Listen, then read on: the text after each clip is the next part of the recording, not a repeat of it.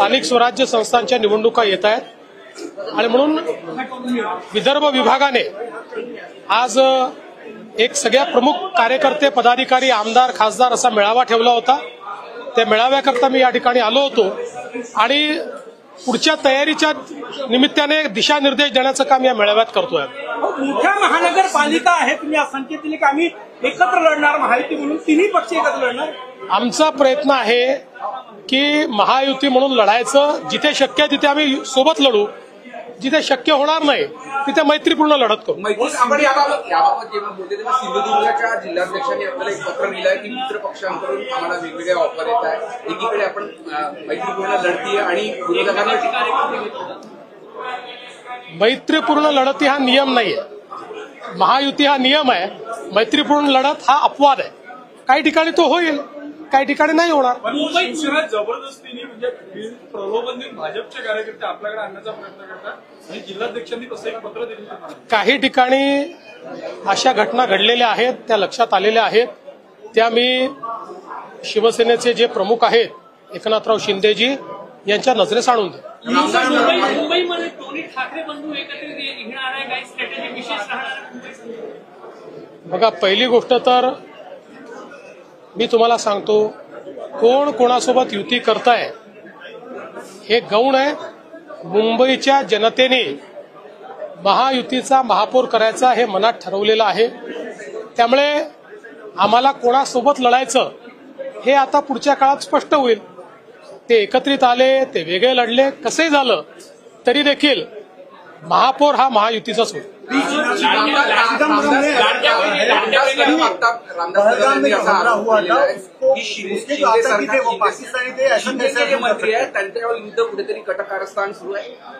रामदास कदमांना आपण देखील ओळखता, इतके वर्ष मी ओळखतो, आमचे मित्र आहेत ते रागाच्या भरात बऱ्याच गोष्टी बोलत असतात, सगळ्या गोष्टी सिरियसली घेता येत नाही।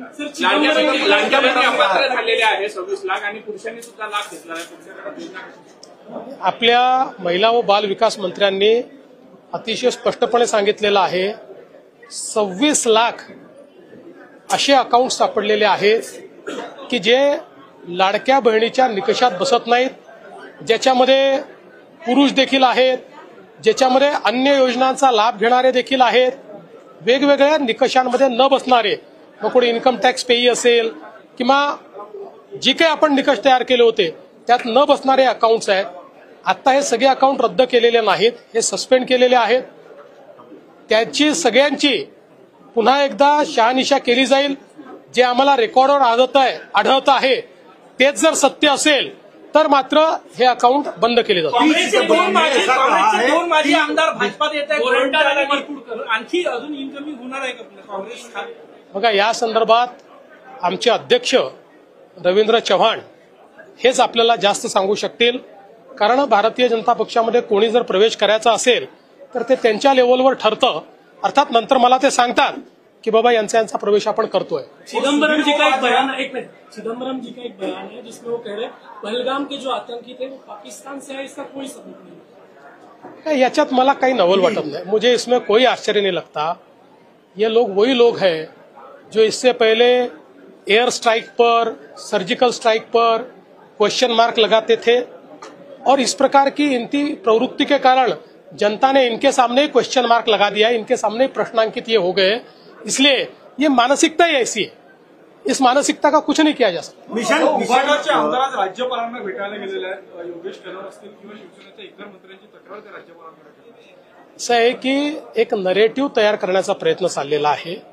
ठीक आहे, काही प्रकरणांमध्ये निश्चितपणे मला असं वाटतं की काही चुका त्याच्यामध्ये आहेत किंवा काही इनसेन्सिटिव्ह बोलणं झालेलं आहे, पण त्याचा सगळ्या गोष्टीचा एक नेरेटिव्ह तयार करून सरकारच्या विरोधात नेरेटिव्ह तयार करायचा त्यांनी किती प्रयत्न केला तरी देखील लोक त्यांच्याकडे बघतात ना, तक्रार करणारे कोण आहेत, त्यांचं वागणं कसं आहे हे देखील लोक बघतात। मिशन सिंदूर को लेकर विपक्ष ने चर्चा मांगी थी, 16 घंटे का टाइम दिया गया था, पर बार बार वहां पे हंगामा करके एडजस्ट कर रहा है संसद को। अपोजिशन को मिशन सिंदूर पे चर्चा करनी नहीं है, क्योंकि उनको पता है कि अगर मिशन सिंदूर पर चर्चा होगी तो हमारे बहादुर सिपाहियों ने, हमारी सेना ने किस प्रकार से वैश्विक रूप में अपनी कैपेबिलिटीज को दिखाया है और किस प्रकार से पाकिस्तान को घुटने टेकने को मजबूर किया है, ये सारा सत्य सामने आएगा और उनका नैरेटिव फेल होगा।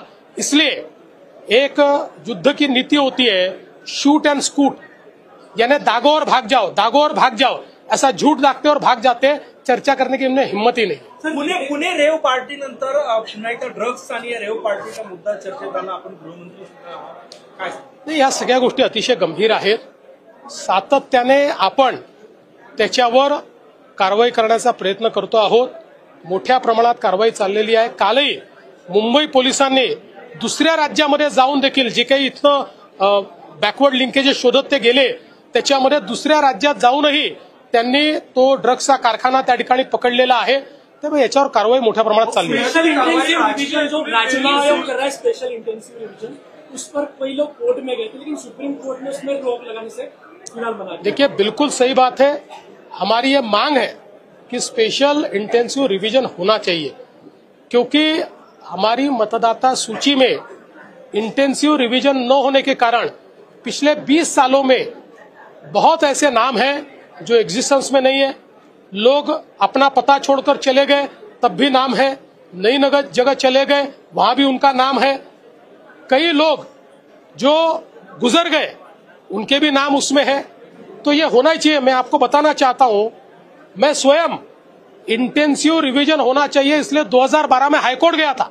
मैंने उच्च न्यायालय में एक याचिका की थी कि आप इंटेंसिव रिवीजन कीजिए, तब से मेरी मांग है। तो मैं तो चुनाव आयोग का आभार व्यक्त करना चाहता हूं कि देश के चुनावों को इस इंटेंसिव रिवीजन के कारण एक बहुत सटीक लिस्ट मिलेगी और लोगों का मतदान का जो अधिकार है, वो अधिकार भी इसके कारण बहुत अच्छे तरीके से अमल में आएगा। पार्टीची कारवाई जी आहे ती राजकीय सुडापोटी केली जाते असा आरोप खडसे वारंवार करतात आणि ते नाशिकच्या हनी ट्रॅप प्रकाराशी जोडून मला असं वाटतं की याच्यावर मी फार काही बोलणार नाही। असं आहे, पोलिसांनी कारवाई केलेली आहे। पोलिसांजवळ सगळे त्या ठिकाणचे जे काही पुरावे आहेत ते सापडलेले आहे। सगळ्याचं व्हिडिओ शूटिंग झालेलं आहे। कोणाच्या नावाने ते जे काही अपार्टमेंट आहेत ते बुक झालेलं आहे हे देखील आपल्याला रेकॉर्डवर त्या ठिकाणी सापडत आहे। वेगवेगळ्या प्रकारचे गॅजेट जे सापडले आहेत त्यातनं देखील पुरावे मिळालेले आहेत। त्यामुळे मला असं वाटतं की मी याच्यावर यापेक्षा जास्त बोलणार नाही। माझ्याकरता या गोष्टी राजकीय नाहीत। एक गुन्हा घडलाय, त्या गुन्ह्यावर पोलिसांनी कारवाई केली आहे। मोहन जी ने कल कहा है इंडिया का कहे, भारत ही कहे, बार बार इंडिया को भारत को इंडिया। नहीं, देखिए, ये भारत ही है, लेकिन हमारे संविधान में भारत और इंडिया हम दोनों चीजें कहते हैं। लेकिन अगर हम लोग भारत कहे तो ये ज्यादा अच्छा होगा और मुझे ऐसा लगता है कि हम लोग ये प्रयास करेंगे कि इसको हम भारत कहें, क्योंकि दुनिया के कई देश ऐसे कि जिनके जो नाम है, ये एक उनका पुराना नाम है, एक उनको इतिहास के चलते मिला हुआ नाम है। तो मुझे ऐसा लगता है कि ये कोई, मोहन जी ने भी विवाद की बात नहीं कही है और इस पे कोई विवाद होने का कारण भी नहीं है। मध्यंतरी आमदार सुमित वानखेडे यांनी एक शंका उपस्थित केली होती की वर्धा जिल्ह्यातल्या गांधी विचाराच्या संघटना आहेत, त्यामध्ये अर्बन नक्सलिझमशी संबंधित काही लोक प्रशिक्षण घेतात, येतात, गंभीर बाब आहे, काय सांगा? नाही, असं आहे की असं सरसकट मी म्हणणार नाही, पण मागच्या काळामध्ये इथे जे काही कार्यक्रम झालेले आहेत त्या कार्यक्रमांमध्ये काही अशा संघटनांचे कार्यक्रम झालेले आहेत की ज्या पोलीसच्या रेकॉर्डवर अशा प्रकारच्या अर्बन माओवादी कारवाया करण्यामध्ये त्यांचा इतिहास हा रेकॉर्डवर आलेला आहे। त्यामुळे मला असं वाटतं की हे ठीक आहे की आता सेवाग्राम, गांधी आश्रम सगळ्यांकरता खुला आहे, तो राहिलाही पाहिजे, त्याच्यावर कुठले रेस्ट्रिक्शन टाकण्याचा आवश्यकता नाही। पण कोणी त्याच्या स्वातंत्र्याचा उपयोग हा अशा प्रकारच्या चुकीच्या कारवाया करण्याकरता या ठिकाणी करणार असेल तर ते मला असं वाटतं की योग्य नाहीये आणि म्हणून त्यांनी त्याच्याकडे लक्ष दिलं पाहिजे। काँग्रेस प्रदेशाध्यक्ष हर्षवर्धन सपकाळ म्हणाले की मी अर्बन गांधीवादी आहे, या सगळ्या अभिनंदन आहे त्यांना। या ठिकाणी हे सत्य शोधन झालेलं आहे की ते अर्बन गांधीवादी आहेत, त्याबद्दल त्यांचं अभिनंदन करतो। आम्ही तर अर्बन गांधीवादी आहोत, आम्ही रुरल गांधीवादी आहोत, आम्ही सगळ्या प्रकारे गांधीवादी आहोत। आम्हाला गांधीवाद मान्य आहे। नांदेडच्या खासदारांना या बैठकीकडे पाठ फिरवलेली असं म्हणलं जातं की ते नाराज आहेत पक्षावर। कोण? सुधीर भाऊ. नाही, कोणी नाराज नाहीये। काही लोकांचे कार्यक्रम होते, त्यांनी या ठिकाणी कळवलं होतं की आमचा दौरा आहे म्हणून आम्ही येऊ शकणार नाही। कोणी नाराज नाहीये। नांदेडचे खासदार आष्टीकर यांना कोण गेलाय केंद्रीय अमित शहानी वाढदिवसानिमित्त ठीक आहे ठीक आहे कॉमन आहे, आपण सगळ्यांना करतो. मी काल जाहीरपणे उद्धवजींना वाढदिवसाच्या शुभेच्छा दिल्या. यात काय म्हणजे याला काय राजकारणाच्या नजरेत पाहिलं. हिंदी में बताइए रेव पार्टी पे जिस तरीके से कार्रवाई चल रही है. देखिए, एक पुलिस के पास जानकारी आई, इसलिए पुलिस ने छापेमारी की जिसमें एक रेव पार्टी मिली.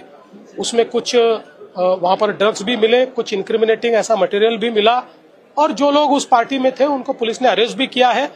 मैं इसको केवल एक क्राइम के नजरिए से देखना चाहता हूं, किसी राजनीतिक नजरिए से नहीं देखता. चला.